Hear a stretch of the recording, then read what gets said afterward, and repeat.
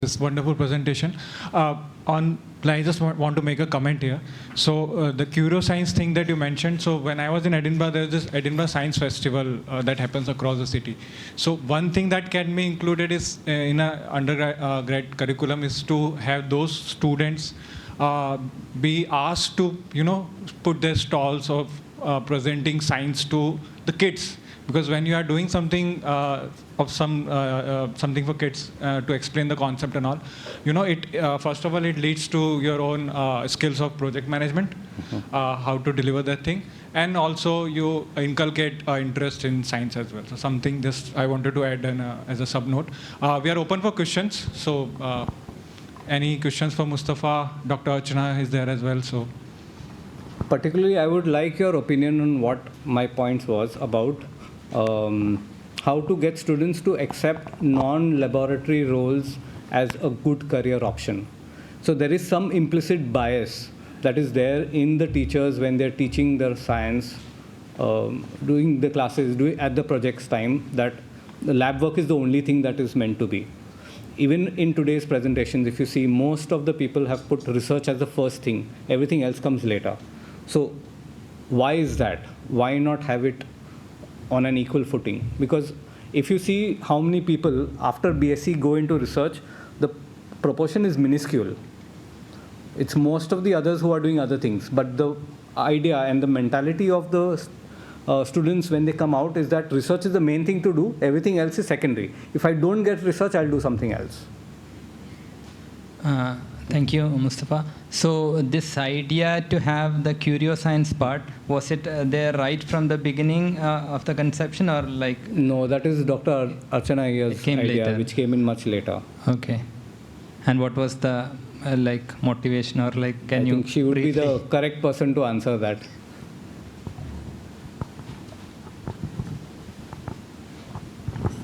Hi. So TechResource existed at least 13 years before CurioSci started. CurioSci started just this year. And the motivation behind that was basically, I have been in the lab for a very long time as well. I was a postdoc at TIFR, and I've also mentored students, both master's and bachelor's level students there, and also have interacted with Mustafa, who has trained undergrad or demonstrated these workshops at undergraduate level. And the recurring theme is the conceptual understanding, and the fact that it's just simple. It's just that if you do something, you remember much better. You do something, you experience something on your own, you remember it much better and for much longer period of time. And that's the kind of experiential learning we want to provide to every single child if possible. We're just trying to work out the logistics of how to make it happen. And yeah, that's...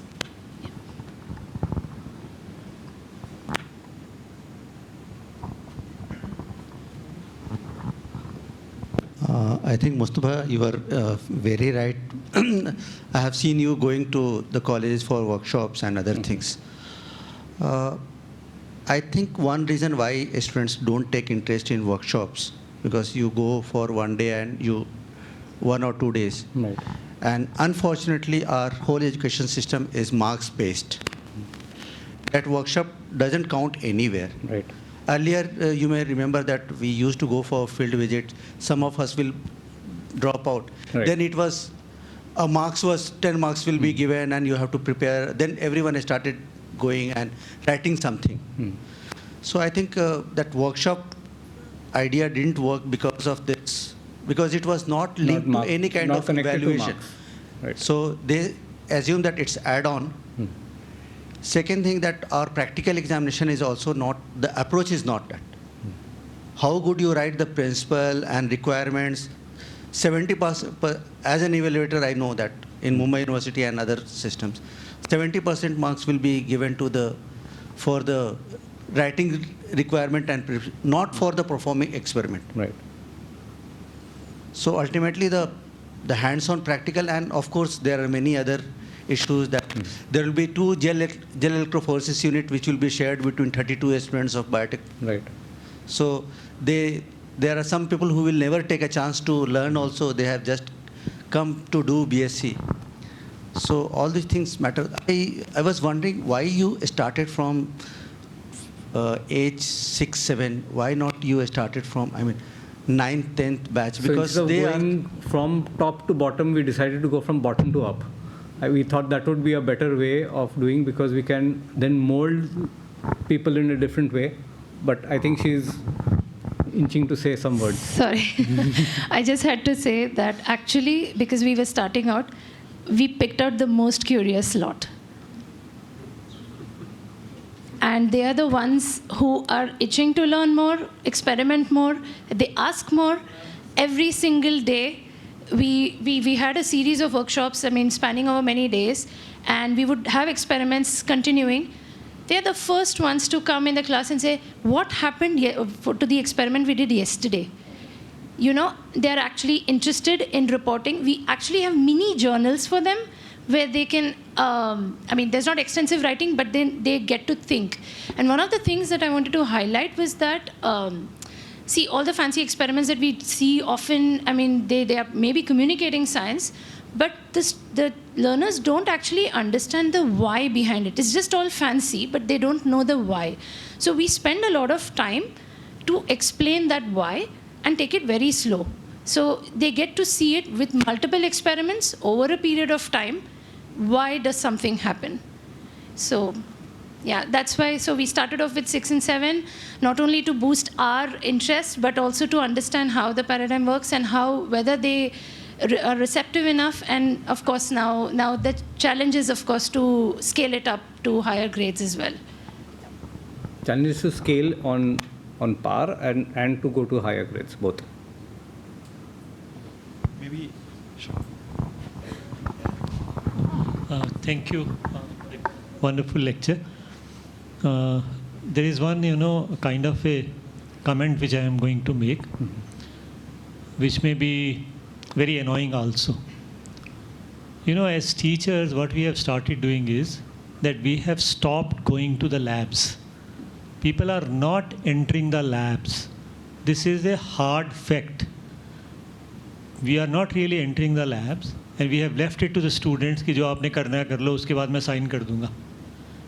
And I think this is the situation. I don't know how it can be remedied. Unless we, once again I'm repeating it, forget this affiliating system. Because affiliating system makes universities as inspectors. And what we are doing is we are trying to fulfill the needs of inspectors, and we are not actually trying to deliver the kinds of things which must be delivered in the lab and engaging with students. That engagement is just missing. And that is why I think that's the most worrisome thing which happens. Even when we actually try to go for these, what you call orientation and selection camps, there we realize that the students who come from +2 or students who come from even matric, they have no interface with the lab till that time. It's a very, very sad state of affairs. We have to really learn to engage as teacher with the students. And the moment teacher engages, you saw in one of the presentations there, what difference does that make? Say they win gold medals.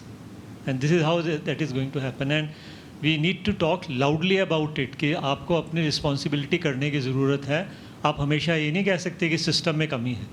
They give you 3 hours or 2 hours to be in the lab. They don't go there. Sorry for making this statement, but this is a fact.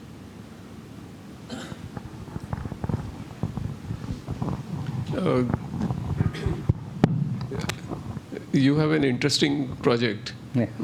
I love that.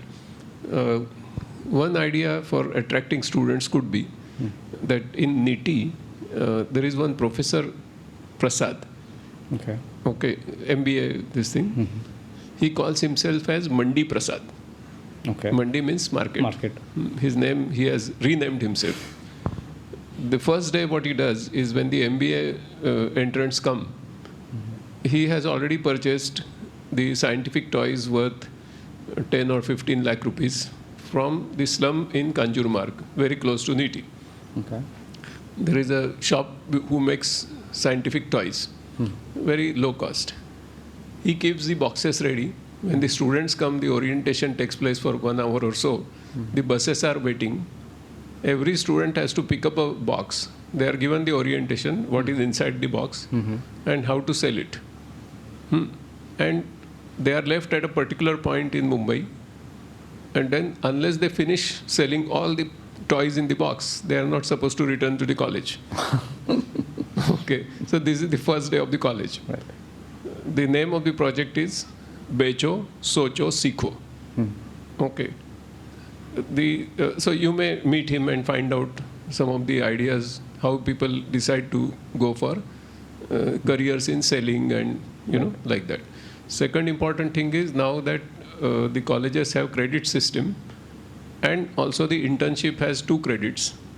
So you can engage some students in internship and give them the similar task and give them the certificate for that. Oh, You we will have tried that, sir. The moment they hear sales and marketing, nobody comes. No, this is fine, but some students want to do that. Provided some might. how you market it, like Mandi Prasad does it. Right. He first compels it, and that's why many people discover, oh my God, I can sell it. Right. Okay, and that makes their career also eventually.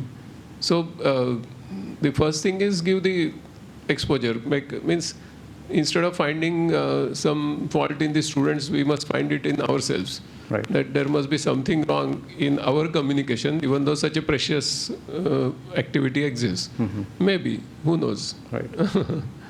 Because we have got students for internship for doing seemingly mundane jobs, but still they came.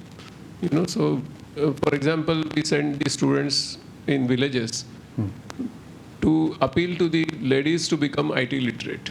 Okay. And they did it wonderfully well. It's a similar job, going out, talking to people, doing some outreach and those kind of things, Right. which is not as dignified as sitting in the lab and doing some work and telling some stories of that in the home. Right. So, Okay.